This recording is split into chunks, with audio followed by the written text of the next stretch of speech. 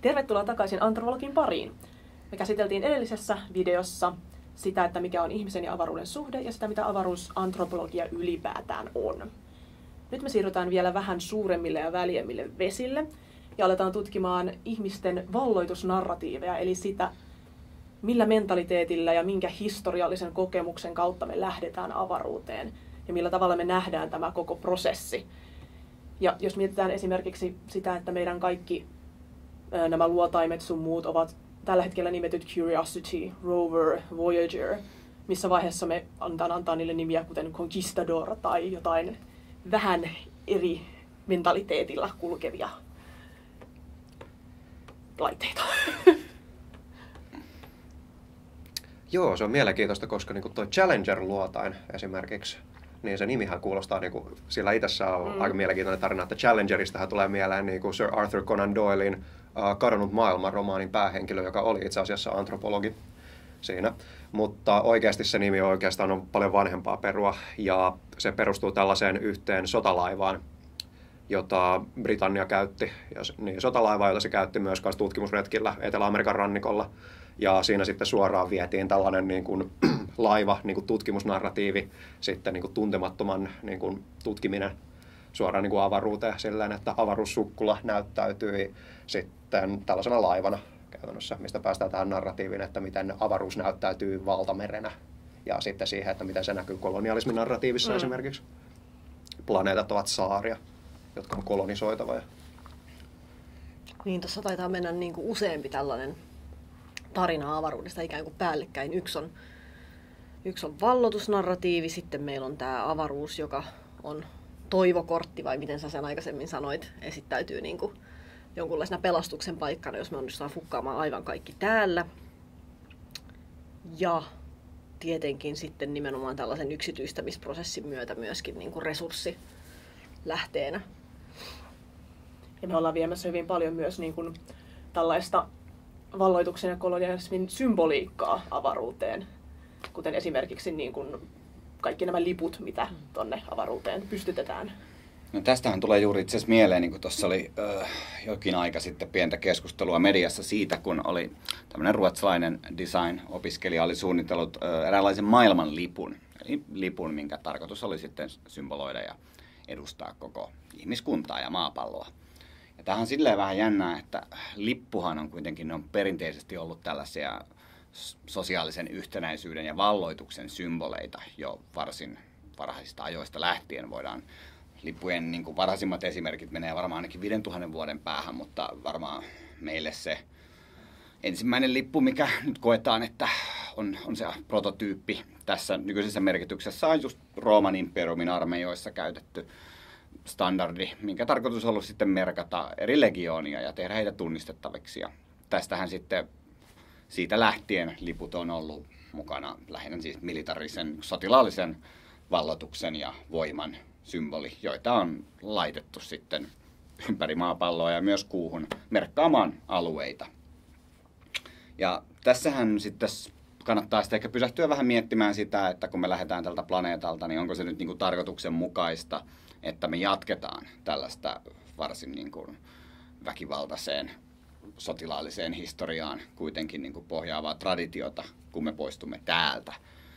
Eli pitäisiköhän sen sijaan kuitenkin niin kuin pysähtyä miettimään, että mikä olisi sellainen järkevämpi tapa tehdä tämä niin kuin avaruusmatkailu ja maapallolta siirtyminen, keskittyä ehkä enemmän tällaisten valloitustarinoiden sijaan pohtimaan vaikka sitä, että miten me voitaisiin olla huomattavasti resurssiviisaampia tai pyrkiä sellaiseen kestävään kehitykseen, mikä ei välttämättä ole enää mahdollista tällä planeetalla seuraavaan 30 vuoteen. Eli tässä on hirveän paljon semmoisia tematiikkoja, mitkä liittyy siihen, että musta olisi tosi hienoa, että ehkä tämän uuden avaruusajan teema olisi tämmöisen go boldly sijaan, mitä Bill Kramer yhdessä konferenssissa sanoi, eli go humbly, eli enemmän niin kuin nöyränä pyrittäisiin kartoittamaan sitä, minkälainen se uusi alku olisi sitten, miten se olisi mahdollista toteuttaa järkevästi. Kuinka vaikea meidän on päästä tuohon mielentilaan, jos ottaa huomioon just tämän meidän menneisyyden ja kaikki historian painon, mikä siihen tulee. Päästä eroon juuri tästä go boldly ajatuksesta, mikä meillä on niin vahvana läsnä tässä kaiken maailman matkustamisessa ja valloituksessa. Että, no. Ehdottomasti se on hyvin haastavaa sinänsä, että varsinkin kun ajatellaan, että jos ajatellaan, että tämä avaruuteen siirtyminen on jonkinnäköinen väistämättömyys, niin sehän pohjaa tämmöiseen ideaan siitä, että avaruusmatkailu on jonkinnäköinen tämmöisen ihmisen sosiaalisen evoluution seuraava taso ja meidän kohtalo on mennä sinne. Ja tästä ollaan aikaisemmin puhuttukin. Ja tämähän sitten taas liittyy jännästi jotenkin tarinaan siitä, että kun me kulutetaan enemmän, me tavallaan kehitetään meidän yhteiskunnan kompleksisuutta ja näin ollen muututaan paremmiksi. Meidän hevosvaunut muuttuu lentokoneiksi ja lentokoneet avaruusaluksuksi. Ja että tässä toistuu tavallaan tämmöinen tematiikka.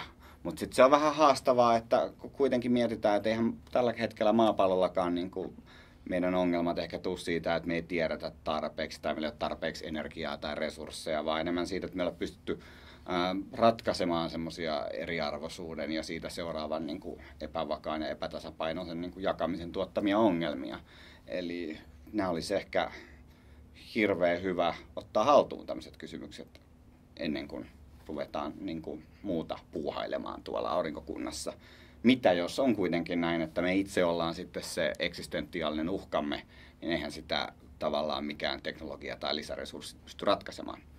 En tosiaan tarkoita olla mitenkään pessimisti tällaisen kuvion suhteen. Olen hyvinkin innokas siitä, mitä tulevaisuus avaruusmatkailun alalla tuo, mutta pitäisi ehkä saada joku roti tähän keskusteluun tämmöisen niin kuin ihan ruusunpunaisen romantiikan sijaan.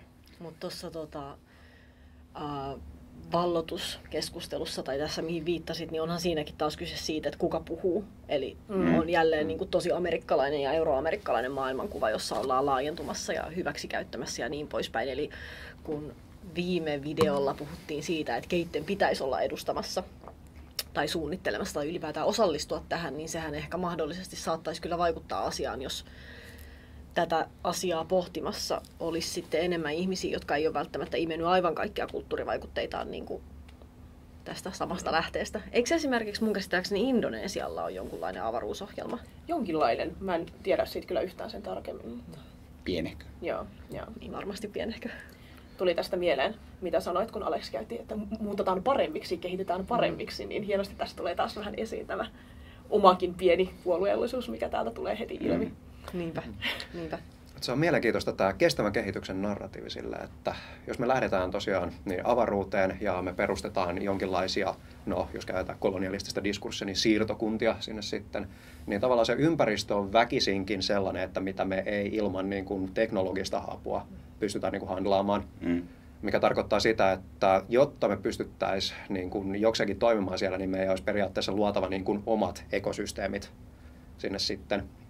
Ja sillä miettii niin kuin kestävän kehityksen näkökulmasta, että niin kuin, tarkoitetaanko sillä sitten, että me ei haitata sillä sitä se planeettaa niin kuin itsessään, vai että niin kuin, pyritäänkö me tällaiseen resurssikestävyyteen sitten jonkinlaiseen omavaraisuuteen ja muun tällaiseen, mutta siinä tulee sitten mielenkiintoisena aspektina tämä, että jos me lähdetään niin kuin, luomaan tällaisia niin kuin terraformattuja, maankaltaistettuja paikkoja ja asumaan vaikka joissakin kuvuissa, joissa on niin kuin jonkinlaista happisäiliöitä ja muuta, niin meidän on pakko luoda jonkinlainen tällainen ympäristö sinne, mikä olisi jollain lailla omavarainen. Ja siinä päästään mielenkiintoisiin keskusteluihin siihen, koska kaikki elämä, mistä me tiedetään, on silleen maapallolta, että meidän on tuotava väkisinkin tällaisia organismeja sitten mukanamme sieltä.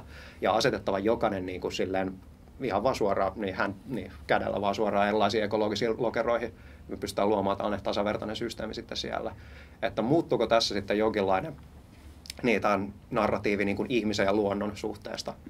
Että silleen kelaa, että esivaikutelma voisi olla silleen, että kelaa, että niin se olisi aika nöyrä perspektiivi silleen, että niin meidän on vaan ymmärrettävä silleen, että miten niin kuin ympäristö toimii ja luotava sitten niin kuin täydellinen kopio siitä sitten. Mutta kuitenkin ihminen on siinä, jolla on se kaikki kontrolli siinä, missä me palataan taas mielenkiintoisella tavalla tähän niin kuin Raamatussakin mainittuun ideaan sitten ihmisestä niin kuin luomakunnan herrana sitten, että niin, ja mitä tulee niin kuin nöyryyteen, niin itse asiassa aika vaikea kuvitella, että pystyttäisiin menemään hirveän niin kuin nöyräkulma edellä, jos tilanne on se, että meidän lähtötilanne on se, että me synnytään tänne planeetalle, näin niin kuin alun perin ei välttämättä me yksilöinä luontoon, joka oli täällä ennen meitä, mutta sitten jos ollaankin kuvun alla Marsissa, niin mehän ollaan niin kuin lähtökohtaisesti ikään kuin pikkujumalan kaltaisessa olotilassa, jossa me ollaan itse luotu meidän oma elinympäristömme. Ei kauhean nöyrää. Tismalleen, ja se on ihan totta, se on hyvin mielenkiintoinen keskustelu sillä, koska sehän vaikuttaisi sitten, että niin koko tämä systeemi olisi niin kuin kone käytännössä, eli ihmisen luoma juttu, että jos se koneen eri osaiset luo niin kuin sen kokonaisuuden sitten, jossa ihminen on niin kuin tavallaan se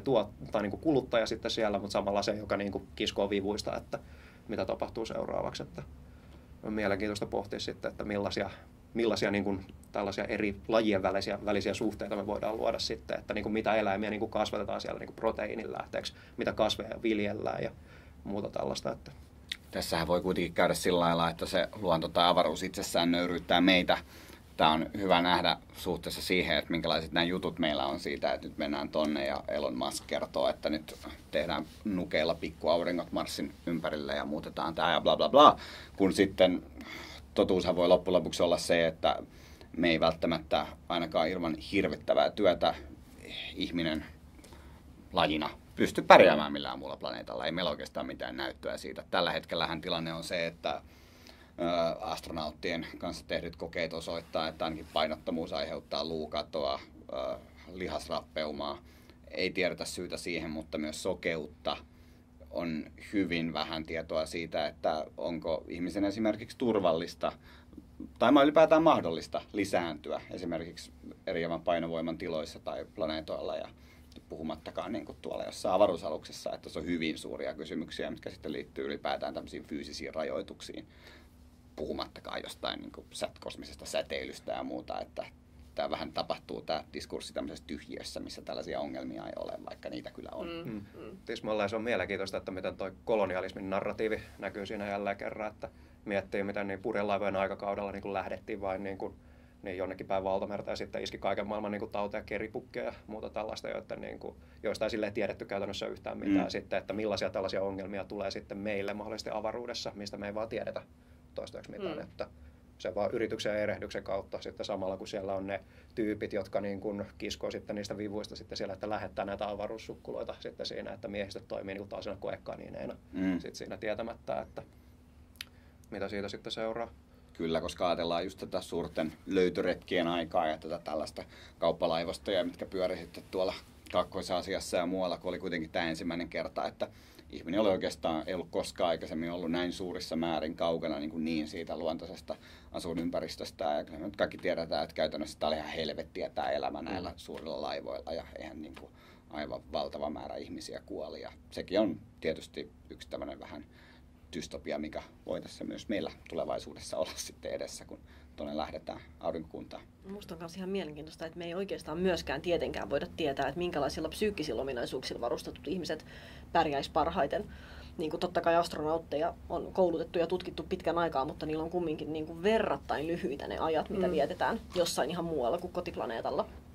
Eikä tätäkään tietenkään voi mitenkään tutkia ennen kuin sit katsomalla niin kuin ensimmäisellä miehitetyllä Marsin kolonisaatioreissulla, että miten meni, kuka pärjäsi parhaiten. Eikä sekään ole ihan sama asia, että sut laitetaan vaan vuodeksi jonnekin maan päällä olevaan kopperoon, vaan olemaan eristyksissä, kun sä tiedät kuitenkin, missä sä olet jatkuvasti. Ja kun miettii sitten, että on keskellä suurta tuntematonta yksin jossain peltikapselissa, niin onhan se hieman erilainen ajatus. Pääse kotiin. Niin, juuri näin.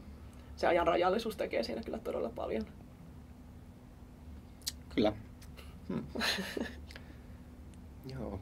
En tiedä, tunnetaanko me tarpeeksi sitten itseämme tai niin kuin omaa planeettaamme sitten, että me oltaisiin valmiita sitten lähtemään viemään niin kuin omaa itseämme sitten ja niin omaa näkemystä omasta planeetastamme sitten muualle. Että no tässä sitä varmaan testataan ja sen takia tässä, kuten olen moneen kertaan toistanut, niin olisi hyvä sille pysähtyä, hengähtää ja tarkastella sitä, että mitkä on nyt ne avut, millä ollaan eteenpäin menossa. Tismalleen.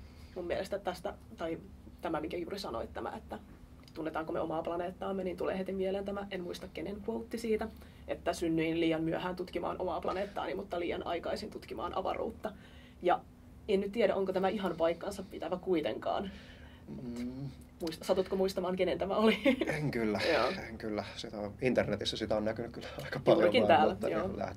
Lähtenä internet, sanotaan näin, mutta siis joo, siinähän mielenkiintoisesti näkyy taas tämä kolonialismin narratiivi sillä, että en tiedä sillä, niin mitäs, ennen vanhaahan nämä tyypit, jotka niinku heivattiin näihin laivoihin, jotka lähti sitten merien taakse, niin ne oli aika lailla niinku yhteiskuntansa epattoja sitten siinä, kyllä. että pakeni sitten niinku lainkouraa ja velkoja ja muuta.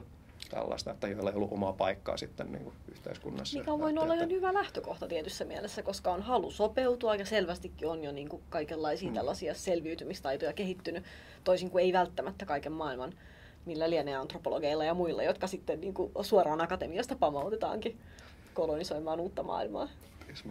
Siinä on hauska just tämä, että tämä tuntematon tutkittava paikka nähdään ainoastaan sellaisena, missä kukaan ei ole ikinä käynyt. Et jos sä henkilökohtaisesti lähdet tutkimaan maailmaa, niin onhan sulla mielettömän paljon paikkoja, mitkä on sulle vielä täysin vieraita ja mihin sä voit mennä silleen omana henkilökohtaisena tutkimusmatkailijana, mutta se ei vaan riitä. Pitää olla joku niin kuin täysin koskematon korpimaa, kuten Star Trekissa sanotaan.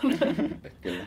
Nämähän itse asiassa juuri nämä koskemattomien korpimaiden ihmiskunnan asukit sitten, viitaten tähän vielä aikaisempaan, mitä Eemi puhui siitä, että ketkä laivoilla lähti, niin kyllähän se skifikirjallisuudessakin on usein esillä, että sitten nämä aurinkokunnassa maan ulkopuolella, ulkoplaneetoilla tai painottomassa tilassa syntyneet ihmiset, mitkä ei sitten välttämättä esimerkiksi oikein pärjäisi maan painovoimassa, niin esitetään usein tämmöisenä vähän hylkiöinä ja vastaavasti. Että kyllähän se on hyvin mielenkiintoinen kyllä toistuva teema myös, että mikä voi olla, mikäli nyt ratkaistaan tämä lisääntymisen ongelma, niin ehkä edes.